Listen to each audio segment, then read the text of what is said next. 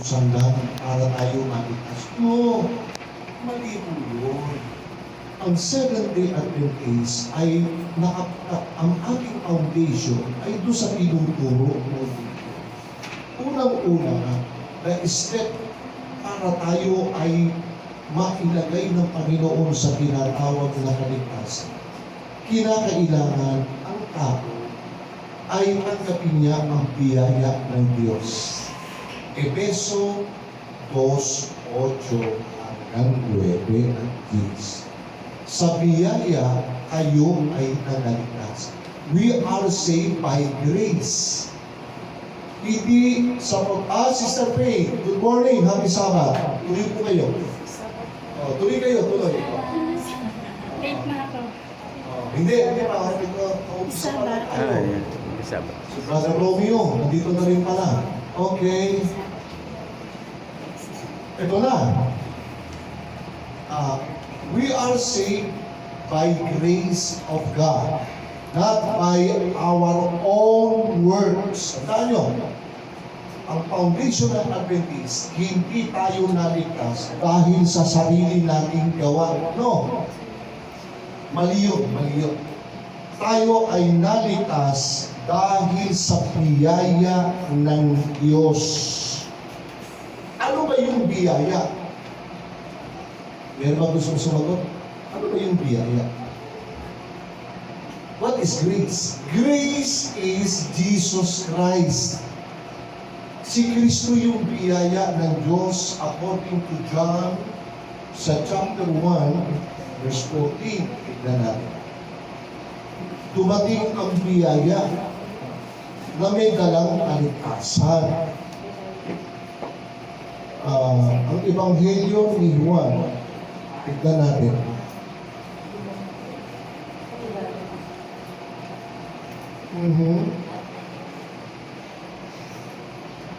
Tignan natin. Ang sabi rito ay ganito. Sa verse 17, sapagkat ibinigay sa pamamagitan ni Moises ang kautusan. Ang biyaya, now take note, verse 17 ha? Ano sabi? Pakituloy. Ang biyaya ay ano? Mr. Maylin, anong translation sa iyo niya? Chapter 1, verse 17 ng John. Ano yung biyaya? Sapagkat ang sabi, by grace of God, we are saved. Ibig sabihin, sa pamamagitan ng biyaya ng Diyos, tayo ay naligtas. Ano yung biyaya? Nililinaw natin, what is grace and who is grace? According to chapter 1, verse 17 ng John, ang sabi, sapagkat ibinigay sa pamamagitan ni Moises ang kautusan. Ang biyaya at ang katotohanan ay dumating sa pamamagitan nino? Ni Heso Kristo. So, Jesus Christ is the grace of God. Ibig sabihin, si Kristo ang bigay ng Diyos sa tao upang tayo ay maligtas.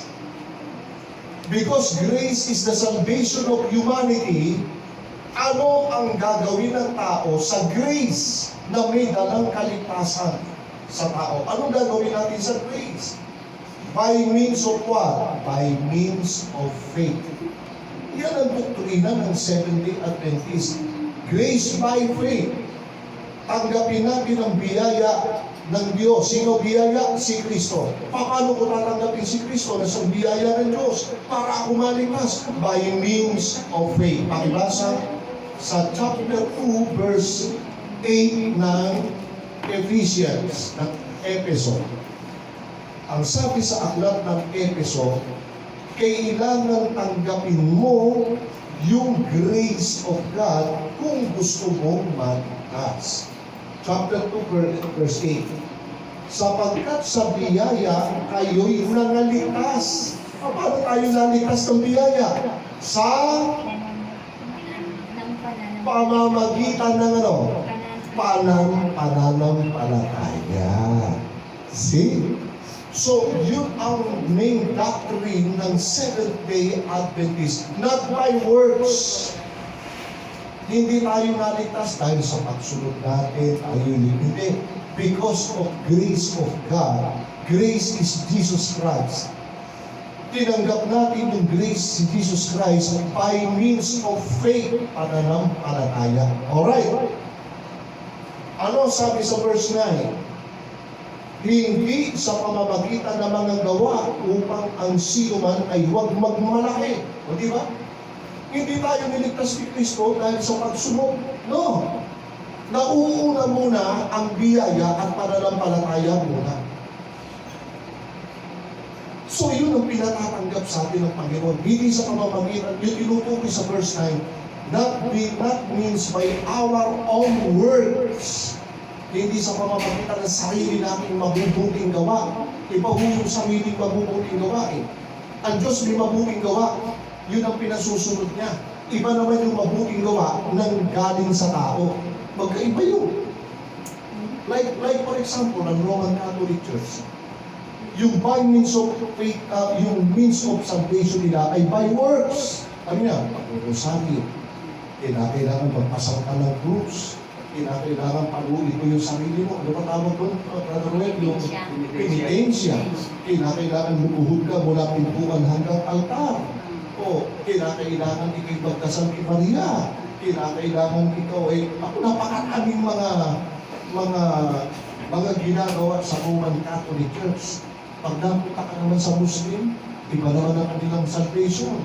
Ang salvation nila ay by means of work. Kailangan ikay magbibigay ng tulong sa kapwa. Kailangan ikay mag-Muslim, ikay maligtas. Kailangan susunod ka sa turo ni Muhammad. Kailangan ganito gawin mo. By means of work tayo iba. First step of salvation, ang unang hakbang ng kaligtasan, kailangan tanggapin mo muna si Kristo because Christ is the grace of God to us. Paano ko tatanggapin si Kristo? By means of faith. Sa pamamagitan ng pananampalataya ko kay Kristo, tatanggapin ko siya sapagkat siya ang aking tagapagligtas. Alright, that is the first step of salvation. After we receive Jesus Christ, ano ang susunod? Verse 10, pakibasa. Ito na. Ito na ang kontrobersyal ngayon na hindi naintindihan ng protestante. Dos Gs ng Efeso. Pakibasa. Sapagkat tayo'y kanyang pinakamahusay na gawa na nilalang kay Kristo Jesus Upat. para sa mabubuting gawa na inihanda ng Diyos ng una pa upang siya'y nating lakaran. Yun, the second step of salvation, tayo ngayon ay lalakad saan? Sa mga mabubuting gawa na inihanda ng Diyos para kanino? Sa atin. Ibig sabihin, Sister Mylene, Sister Albi, pagkatapos natin tanggapin ang Panginoong Kristo sa pamamagitan ng pananampalataya, tayo ay nasa ilalim na ng biyaya ni Kristo, may gagawin ka na. Ano gagawin mo? Yung mabubuting gawa na inihanda sa iyo ng Diyos para lakaran mo. Lalakad tayo sa mabubuting gawa. Meron na tayong gagawin. Ika nga, meron na tayong responsibility. Meron na tayong kapananagutan kay Kristo. Ano kapananagutan natin? Lalakad tayo sa mga mabubuting gawa na inihanda ng Diyos ng una pa na siyang dapat natin ngayong lakaran. Lalakad na tayo sa mabubuting gawa. Bakit?